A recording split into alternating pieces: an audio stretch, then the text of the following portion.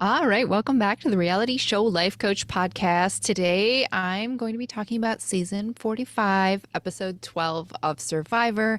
This is the second to last episode before we wrap it up for the season. This week is the finale. So, whew, we're almost there. I'm going to do a recap soon.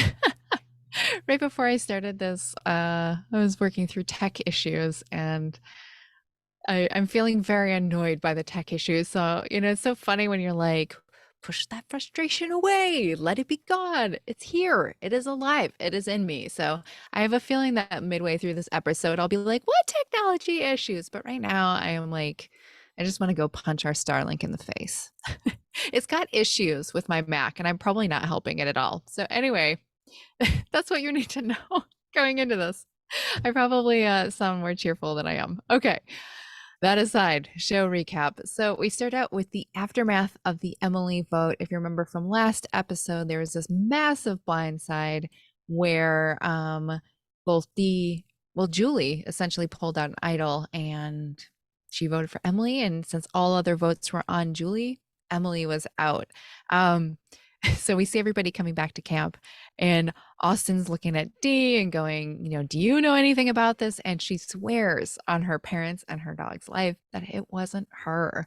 Uh, Even though I know that Dee is lying to Austin's face, there's a part of me that kind of believes her. I'm like, yeah, of course. Dee didn't tell Julie. No. How did Julie find out? I don't know. She must have heard it from somebody. Um, it seems like they get nowhere with the hunch on who might have told Julie that it was going to be her for the night. They don't come to conclusion here, so I'm not sure what their hunches are, but everybody seems to let it go. We go throughout the episode. We have a reward challenge where Austin wins. He immediately decides he's going to take Dee. They have their showmance going. He wants Dee there with him. And then after some contemplation, he decides to take Katura as their third person, with the idea that Drew would stay back at camp and watch Julie and Jake, kind of babysit them is the word that they use. And he splits up the tribe so that there aren't people plotting against him back at camp. That seems to work well for him. On their reward challenge, which I almost called a date because it very much seemed like Austin and Dee were on a date and Katura was there with them. She calls herself the third wheel. Dee and Austin are very openly holding hands in the helicopter. So I'm guessing at this point, their romance is now very much out in the open. They're not quite worried about who might see, or maybe they just don't care if Katura sees. And they have this picnic date slash reward challenge on this like spit that they take this helicopter there. It seems like an awesome reward, once in a lifetime. Everyone is jealous of them for getting to go. They come back to camp. There's more running around and strategizing and looking for idols. And then they have the final immunity challenge where Dee wins. And luckily she did, because if she didn't, I wonder if people would start pointing fingers at her, starting to figure out that she's masterminding a lot of things. But ultimately, she doesn't have to worry about it. And there's a lot of scheming back at camp. I would say most of the Reba, except for Julie, like the Austin Drew alliance, they think Julie's going home, but meanwhile, everybody else is scheming and scheming for Drew to go, including Dee. Drew ultimately is blindsided, which in effect blindsides Austin as well, because Dee does not tell him. She does not reciprocate what he did last episode by letting him in on it. He is blindsided as well, and you can totally see it on his face at the end of the episode.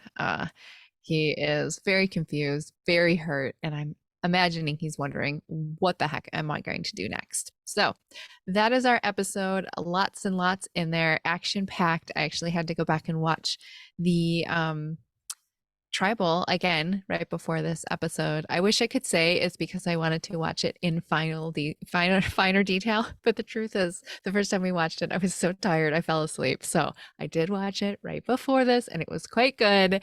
And I can't wait for the finale this week. I have no idea who's going to win. I mean, if Dee makes it to the end, maybe. I mean, she's playing a great game. So is Julie. We could argue for Austin. And Jake and Katura, they haven't done much at this point, but who knows? I mean, they could pull out something at like that final tribal and just impress everyone. So who knows? So anyway, I have a few things written down for today. I'm not going to speculate as to whether or not this will be a long or short episode. It is what it is. But I mean, the first thing I want to talk about really is this showmance, this like relationship between Dee and Austin. So I think it's really interesting, like how they edit the show, because I think most people, I don't want to speculate for everyone, but I'll just say it for myself. Like, I have this idea that if you are in, romantic partnership, whatever stage, that, to set a good foundation, there should not be lying, or on a show like Survivor, um, you start this up and it seems so genuine between Austin and Dee that they would be kind of your number one person. They would be the person that you would turn to if there was any shenanigans going on that you felt the other should know about. Obviously, Austin thinks the same way as me because last episode, when Julie's name was on the chopping block, everybody's like, Austin, don't tell Dee. Like, that's going to ruin everything. And what does he do? He's like, no, I have to tell Dee. I'm imagining he's thinking about the ramifications, not only for the show, but just in their relationship in general. If he doesn't tell her and lies blatantly to her face, what is she going to think about that? We see on the flip side, this episode, they're going for Julie again. And even though Dee knows it's actually going to be Drew, that there's going to be 4 votes on Drew, she does have a moral dilemma with telling or not telling Austin, and ultimately she decides not to tell him. So so back to what I was saying before. I think the editing on the show is really interesting because I'm imagining there's a lot of people who watch the show that are thinking, if you're romantically attached to somebody, you should tell them. Like, no matter, even though it's a game, you should tell them what's going to happen, what's going to impact their game based on the votes. And they could edit the show in such a way that also shares that perspective. But I think it's cool how the show doesn't really do that. They show both sides of things. They show Dee being troubled with the idea of telling Austin or not telling Austin. But then they also show her in one of her interviews talking about how she knows that she could be led by her emotions, and she intentionally went into the game going, I'm not going to let that happen. So we see her being a torn individual. They could have shown it in this very like one-sided way. They could have taken on the perspective of Austin did the right thing by telling Dee, and Dee is doing the wrong thing by not telling Austin. But the game comes about, the editing comes about a little bit more like neutral than that. You as the audience are left thinking, is this right or wrong? And doesn't, I mean, it's easy to like knee jerk just go, well, there's a right way to do it, a wrong way to do it, or thinking like, if I was in there, the thing I would think is right to do is to tell him. But I think that's the most challenging thing about Survivor, is that there is no right or wrong. There's just what you decide to do, and then there's consequences of that. So her not telling Austin, is that the right or wrong thing? I don't know. I mean, is it the right or wrong thing for her relationship? Probably doesn't help the relationship. Is it the right or wrong thing for her game? Probably is.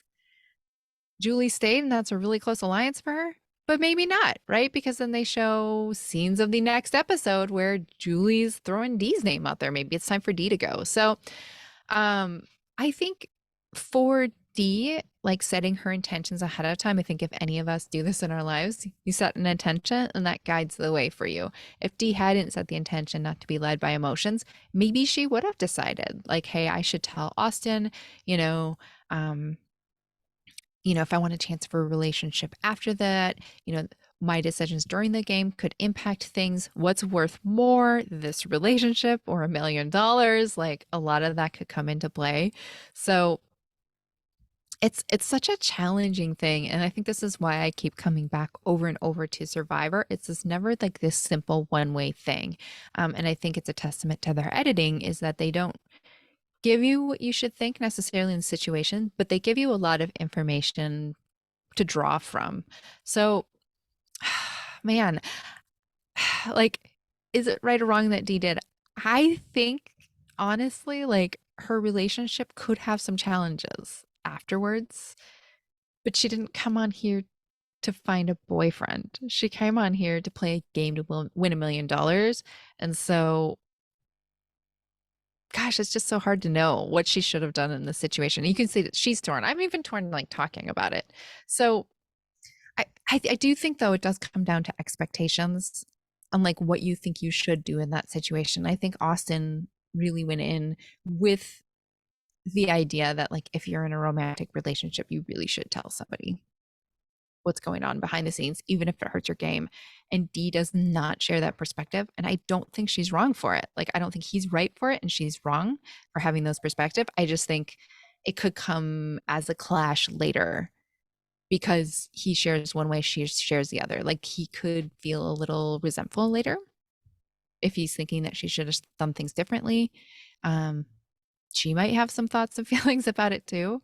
So I mean, I guess in summary, it's just complicated, right? It's just complicated. There's no right or wrong way to go about this. And so I think this is what I've been thinking about since, the last couple weeks is we've seen showmances on the show before, and oftentimes they're pretty straightforward. It's like, you know, there's this idea going in, do not become a part of a showmance because then you are so completely aligned with each other. You will vote with each other. You will share everything with each other. You will not lie to each other. And that makes you more powerful and dangerous than other alliances or people in the tribe. And I think this is one of the first times where you don't see that way of thinking, where Dee and Austin are paired up, but it doesn't go along with the typical, they've been talking a lot about Rob and Amber in the past, of course, as previous, contestants, players in the game who did get married after meeting each other on the show. And I think this is the first time where you see a relationship in which the romance is very separate from the gameplay. I've never really seen that before. And so it's just so unexpected. It's hard to know what to think about it because Dee's doing things differently than what has been seen before, which lines up with this whole new era of Survivor that, you have to earn everything and not everything comes at face value. And so for Dee, she's like very compartmentalized. And it's not like she's kind of like cool girl leading Austin on. She has very real feelings for him, and they express that over and over again by showing interviews with her behind the scenes. But then they also show her wanting to win $1 million and how those two are just incompatible with each other. So I think that's definitely one of the things that I'm finding most striking about this showmance is it's different than any other showmance that I've ever seen. And I'm still like wrapping my head around what I think about that because she's just making very different decisions. And now that I talk about it out loud, there are ones that I respect that for her because her intention going into this was just like play really hard, lie if she needs to, do what she needs to do. And so maybe she's compartmentalizing the two in her head. Like, I have relationships with everyone in this game. It happens to be romantic with Austin, but my relationship with everyone comes with the catch that I'm probably going to lie to them at some point. Nothing personal, just the game. So I'll be curious to see how this plays out, especially over, in the next episode. And then of course I'm gonna do what probably many other people will do after the fact is Google Dee and Austin, are they still together? I haven't done it thus far. Because I really don't want any spoilers. I'm probably sure if you go online and you probably wouldn't have to look too far to see who wins because people leak things. So that's definitely the first thing I will do. Okay, well, they aren't the only ones on the show. Obviously, we have Julie, who is playing so hard. She has stepped out of her motherly role. They actually joked with this episode where they say that Jake and Drew were babysitting Julie, which obviously would be a flip of roles. I think they're seeing her as much less motherly at this point because it just doesn't align with how they need to be thinking about the game. I would say Julie has stepped out of that identity. I don't know what her new one is, if anything, other than just another player in the game. But she did have a really fun moment in this episode when they are doing the reward challenge and they are on these barrels and they're like trying to like, kind of scramble around on these barrels and move forward to get to like the finish line. And Julia's just like, oh my God, this is awesome. So it is fun to see her having fun and to see people still having fun at this point in the game, because if you're not having fun, right, it just gets grueling. It's hard out there. They don't have anybody to trust. So I think I love to see her have kind of that uh, reminder of why she came on in the show in the first place. And one of those is probably is to have fun, to step out of her day-to-day life and to do something completely different. So let's see, who else do we have? We have Jake and Katura. It's interesting. We see more ambition at this point from both of them on how they're going to get to the end. It's hard to say if it's like too little, too late for them. Like, I would never rule anybody out, nor are they ruling themselves out. I mean, one of the biggest themes in Survivor is that you never give up, no matter what, because you never know if, even if you're in dead last, if you could come forth to the front and suddenly surprise everyone, including yourself, to take the win. So, I mean, that's always been a theme on the show of Survivor. It's something that they've carried on into the new era. So maybe it's not too late for either of them. Because I mean, ultimately, it's going to come down to the perception of the jury.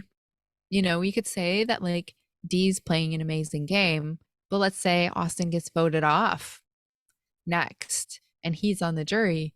Well, he might go into that jury incredibly resentful and tell everybody like, hey, Dee used me through this romance, and to further her game. That might rub people the wrong way. They might go in and he might claim, that was me masterminding all the things. It was not D. I'm just using this as an example. Like, you never know how jury is going to perceive things. People come in with their own values. They might say something that just like, hey, you know what, you crossed the line there, swearing on your parents' life and your dog's life, that you had not lied to somebody. That might rub them the wrong way. Maybe somebody like Bruce, that might rub him the wrong way to do that. So even if somebody does play an amazing game, you could be sitting next to Jake and Katura at the end and just be like, you know what, Dave, I don't respect the game you played. That's it. And again, I'm just using D as an example, but they could think that about anyone. It could just be that they like Jake, or they dislike him the least out of the three who are at the end. Who knows what it could be. So it's great to see them like that. Nobody gives up at this stage of the game, because they totally could, right? You could just be like, what's the point? I have no alliances. I can't, I haven't won any immunity. I haven't led the cause on anything here. And instead we see the exact opposite. They're both like very scrappily going to the end. We see this great scene wherein Jake is like, I'm going to go out. I'm going to find myself an idol. He lies to them and says he's going to go change his clothes. He's running around the beach with his underwear on to further his case. And he does actually find an idol. So I'm curious to see where that goes for Jake. Will it be enough for him? I don't know. Jake's kind of like off on his own side in his own little world, and I'm not sure how much the other players actually see Jake's world.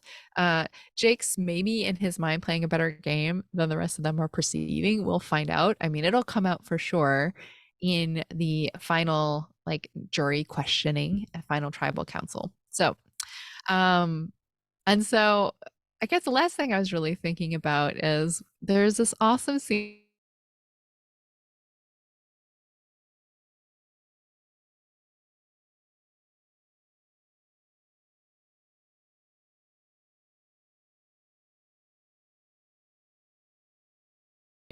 And then we cut to Drew basically being like, maybe I'm being a little overconfident here. Oh, which is just so interesting to watch when he's about to get voted off. And, I was listening to the Survivor podcast this week, and they were talking about the fact that like people often get voted out for hubris, right? Having excessive confidence or self-pride about the game that they've played. And we definitely see this here with Drew. It's interesting, that line, or maybe even a spectrum between hubris, having some overconfidence there, and extreme paranoia where you don't trust anyone. And it's how do you strike the balance there? Drew believing everything is going to plan. I guess if he hadn't been voted out, he could have continued to believe that. But I also wonder if it's that type of belief that has you not scheming and checking all the details there. I think he was so sure that he and Austin and Dee were voting for Julie, that he wasn't worried. Like he didn't have any, the like any little ounce of suspicion there. We even see that at the tribal council at the end when Jeff is asking questions. It's like, are you fully aligned with somebody? Do you fully trust? And most of the tribe is kind of like, yeah, we have our alliances, but I don't know if I fully trust them. And Drew's like, yeah, I totally, truly 100% trust my alliance with Austin, which, I mean, he wasn't wrong to doubt it. Austin did vote with him, but, the alliances on the periphery, wasn't voting with him. And he wasn't able to read that on her. Granted, Dee's a very good liar, like very, very good actress. One of the best I've ever seen on this show. So maybe he wouldn't even have been able to tell otherwise, but it's kind of, it must have been kind of hard for him to watch back this episode to see how confident he is that he's not going home, and then the end result of it. Because I think if he had had even an inkling that his name was going to be written down, he would have talked to Austin and convinced Austin to give him the amulet versus Austin playing it for himself. And you can just see everybody holding their breath when Austin is like, I have this amulet. And he walks up to Jeff. If he had even looked back at any of the tribe mates and saw like their look of like, maybe they would have guessed. I don't know. But he seems so shocked. Austin seemed so shocked at the end that it didn't go as planned, that I think both of them were so into their alliance that they didn't think that things could go otherwise. So again, I'm not sure where this is going to go for any of them. I'm very interested to see what's going to happen. I I think that the people who come up to the top will be, the people who can continue separating their emotions from the game. So not necessarily shoving them down, but being able to like almost be more in tune to them, to know how to dial it up and dial it down when they're in the company of other people. Because obviously right now there's the hypervigilance of watching everybody and trying to see like who's lying, who's not lying, what does everything mean, deciding who to trust and who not to trust. And I mean, ultimately that's how they'll get to the end of this game, is taking a risk and trusting somebody. So I don't know. I do think that if Dee gets to the final 3, even if she's up against Julie, I think Dee wins. I think Dee wins against anyone. So she should definitely be everyone's number one target as they go into this next week. If they've been able to put 2 and 2 together, I'm sure watching this back on TV with their friends and family, they're like, oh, we should have gotten Dee out earlier, but you just can't tell because she's such a good liar. So anyway, we'll be back next week. I think the next episode will drop on Christmas Day. If I'm going per pattern, I think Christmas is next Monday. So I'll see you next Monday. Thank you for joining me. And if you want to talk more about this or you want to connect, you can find me on Instagram at Lynn Grogan. I'm always up for a good chat about Survivor or reality TV in general. So until next time, thank you for joining me on the Reality Show Life Coach Podcast.